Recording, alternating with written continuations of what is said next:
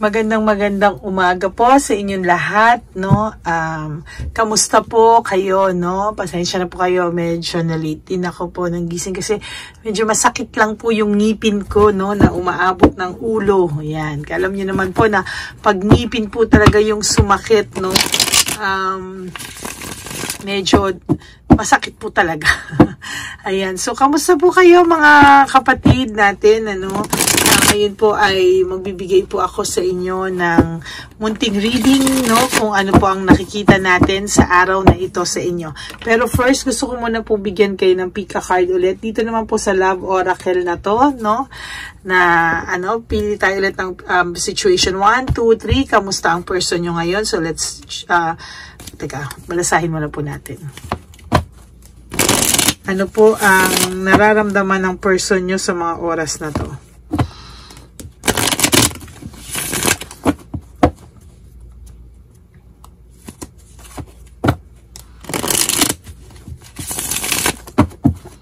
Yan. 1, 2, 3, 4, 5, 6, 7, 8, 9, 10. 1, 2, 3, 4, 5, 6, 7, 8, 9, 10. 1, 2, 3, 4, 5, 6, 7, 8, 9, 10. Yan. Tingnan po natin ang feelings ng inyong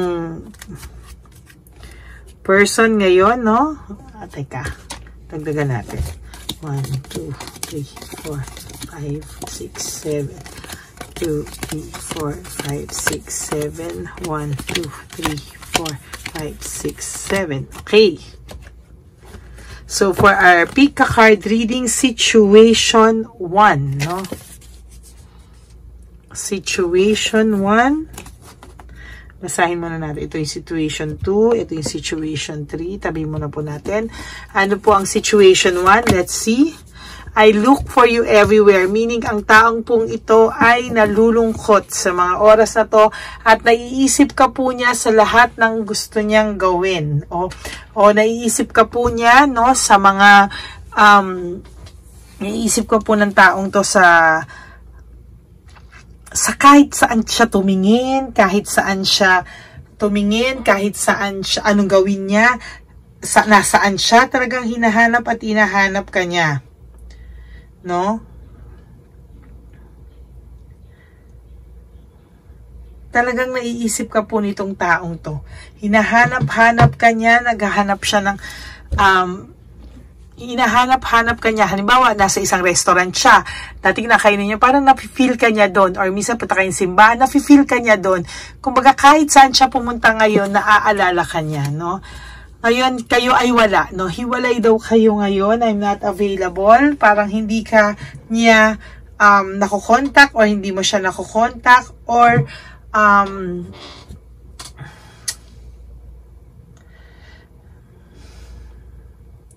parang hiwalay kayo. No, parang hiwalay kayo. Parang hindi kayo in contact ngayon, no? Hindi kanya ma-contact or hindi kanya maharap. Okay? Kasi I'm not available. Wala siyang mukhang maiharap sa'yo, no?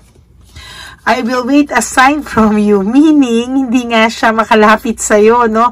Pwede may ginawa siya sa iyong kalokohan, niloko ka niya, or bigla ka niyang ginosting, or bigla ka niyang ihiniwalayan. Pagkatapos ay, hindi ngayon siya makalapit, no? Gusto niya ikaw muna magbigay ng sign para, may pagkasigurista tong taong to, no? May pagkasigurista tong taong to, no?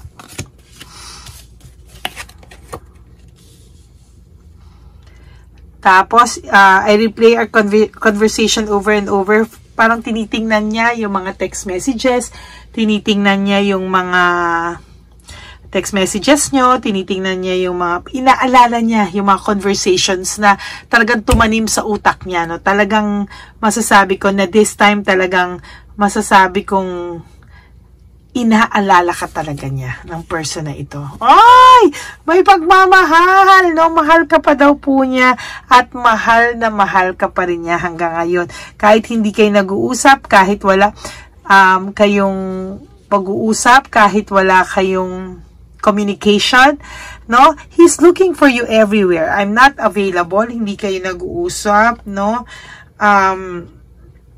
Meron po siyang regrets, no? Talagang meron po siyang regrets, no? Kaya lang po parang sa ngayon talagang hindi po siya makalapit sa iyo, no? Hindi siya makalapit sa iyo. Pero lagi kanya iniisip, lagi niya inaalala yung mga pag-uusap nyo, at mahal ka po ng taong ito, no? Mahal na mahal ka po ng taong ito. I hide behind material things. So sa ngayon po wala, parang ang ginagawa niya lang is magtrabaho, no? Magtrabaho ng I hide behind material things, meaning trabaho, work, no? Nagpapakabisi to, naghahanap ng iba pang mga sidelines or ano para makalimutan ka po niya, no? Sige, ikaw na talaga. I want you, sabi niya. May I love you na, may I want you pa. So ang taong to definitely loves you, no? Kung ano man po ang pinagkahiwalayan nyo, pwedeng siya yung nanloko, pwedeng hindi naman siya nanloko, hindi lang kayo nagkaintindihan, meron ka na kayo pinagkahiwalayan.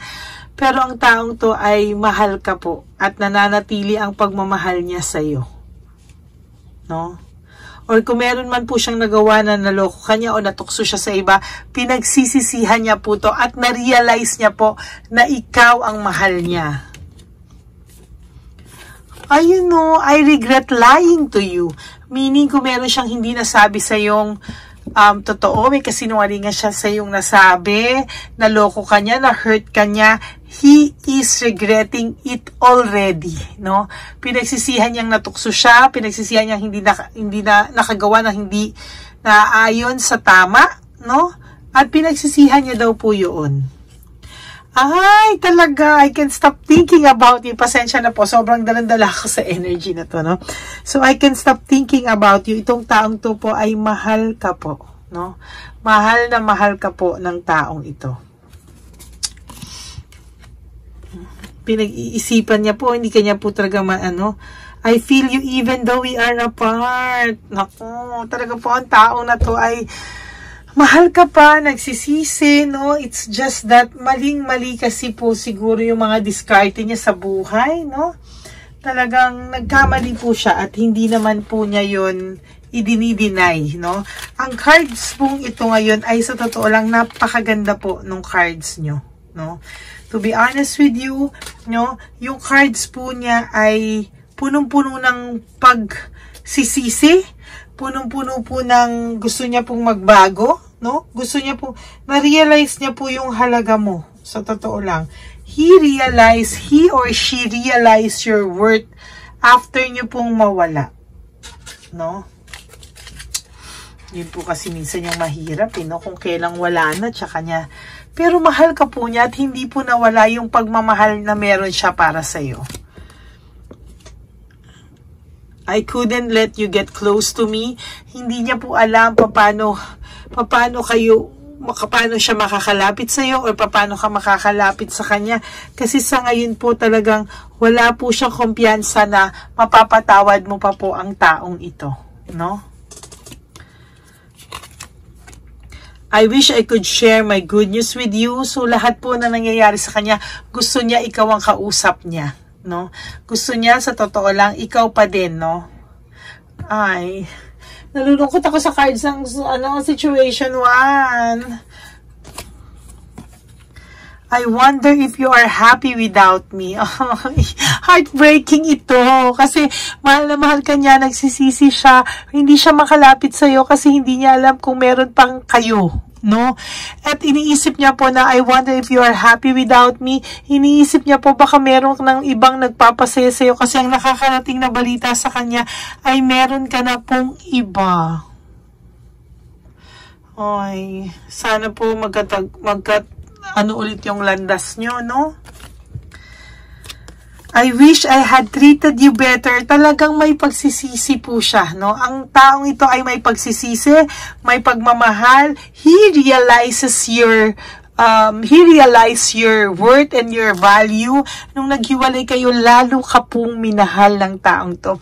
The reason why hindi siya makalapit sa'yo is because of out of hiya, out of walang mukhang maiharap sa'yo, out of too much regrets, and he thought na baka, or he is thinking, no? Hindi pa siya past tense eh. He is thinking na baka may mas better pang para sa'yo. You deserve someone better. Pero kung siya daw po talagang, oh my God. Ay, I love you unconditionally. Sorry sa last card ko to nakuha. Tingnan natin yung tatlo. Oh my God, ang ganda. Finding out the truth hurts me. Malamang may naninira po sa inyo kaya hindi siya makalapit. Sinasabi na may iba ka na hindi mo na siya mahal. I feel you leaving me behind kasi iniisip niya po na iniwan mo na siya kasi or hindi nag-move on ka na talaga totally without him kasi may nagsasabi sa kanya, may nagpaparating sa kanya na naka-move on ka na at may iba ka na. But he loves you unconditionally. I love you. I love you. I love you unconditionally and I want you. There, oh. I love you, I want you, and I love you unconditionally. But sad to say, may isa po talagang may isang humahad lang sa inyo, may isang naninira sa inyo, may isang pumipigil sa inyo, no? Na magkabalikan or mag-usap. Why? Because pwede siyang mabuking sa mga pinagagawa niya sa inyo. Mahal niyo yung isa't isa. Pinaghiwalay lang kayo, no? Pinaghiwalay lang kayo. And I assure you of that, no? So sana po, and I am praying right now from the bottom of my heart, sana makausap mo tong taong to. Because tong taong to, mahal ka, nagsisisi, pero parang feeling niya, iniwan mo na siya behind, niloko mo din siya. Baka nga ikaw pa yung iniisip niya na nagloko. Or nung niloko ka niya, baka iniisip niyang may iba ka na rin or niloko mo na rin siya. Diba? Pero the truth is, alam ko na mahal mo rin tong taong to at hindi mo siya niloko. No?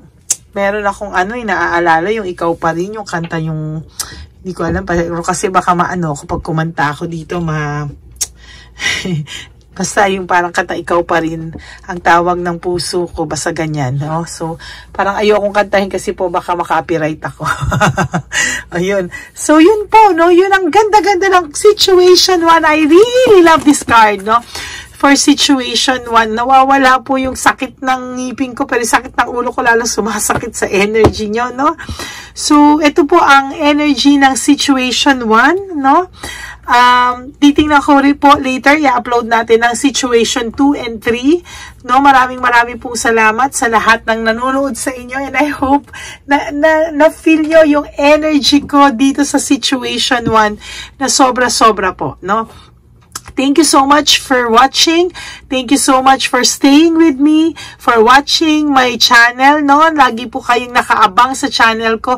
Maraming pong salamat. And sana po, no, maging happy po kayo sa araw na ito. Kahit ako po medyo masakit ngipin ko, napasaya po ako ng situation 1. No, I'm really happy. Tingnan po natin kung ano magiging situation 2. But for now, we'll stick with situation 1. I'll be back for situation 2 and 3. No, maraming pong salamat sa inyo. And for those of you who wants to have a private reading with me, you can message me po sa Only Legit account, Facebook account ko. Yung po yung Lady Lee Elena, that's L-A-D-Y-L-Y. Mamaya ipopost ko po dito after, no, yung Lady Elena, no. Lady Elena lang pala po yan, no.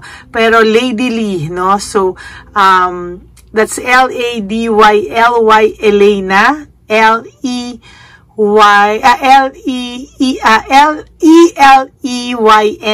Elena, no? So, that's Lady Lee Elena. I-message niyo po ako dyan at mag-uusap po tayo. For those of you na gusto pong, pwede ko pong ipipin ko na lang sa comment section yung Lady Lee Elena, no? My Only Legit FB account, no? So, yun po. Maraming salamat po sa inyo. And have a good Monday ahead of you. No, maraming po salamat sa aking mga subscribers, family and friends na laging nakasuporta sa ating channel, no. And especially po, no, I'm also asking for your prayers for my health, as well as I am always praying for all of you morning and evening, no? Pinagdadasal ko po kayo. So, maraming salamat po. On Feb 23, I will be asking for your help, for your prayers. I will be having my whole abdomen ultrasound. Medyo, syempre, general check-up lang po, no? So, sana po, wala namang makita, no? Sana pati yung fatty liver ko po nawala na in Jesus' name, no?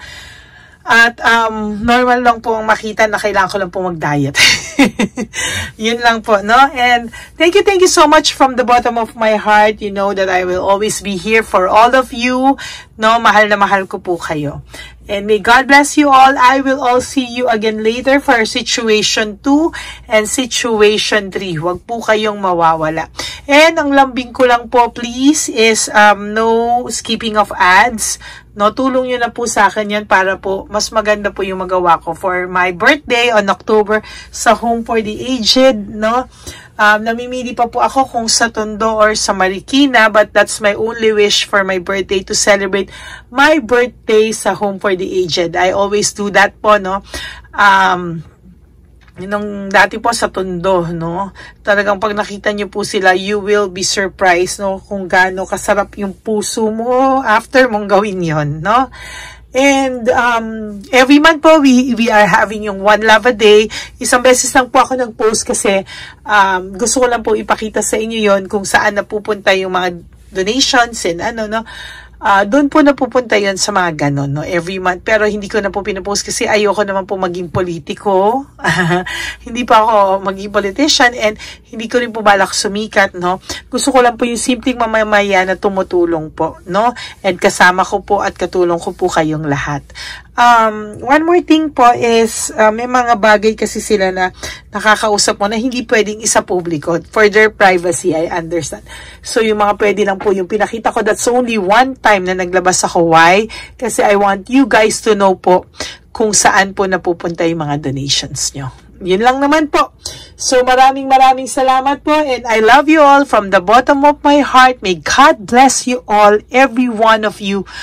Maraming salamat po. Mahal na mahal ko po kayo. I love you all. Bye!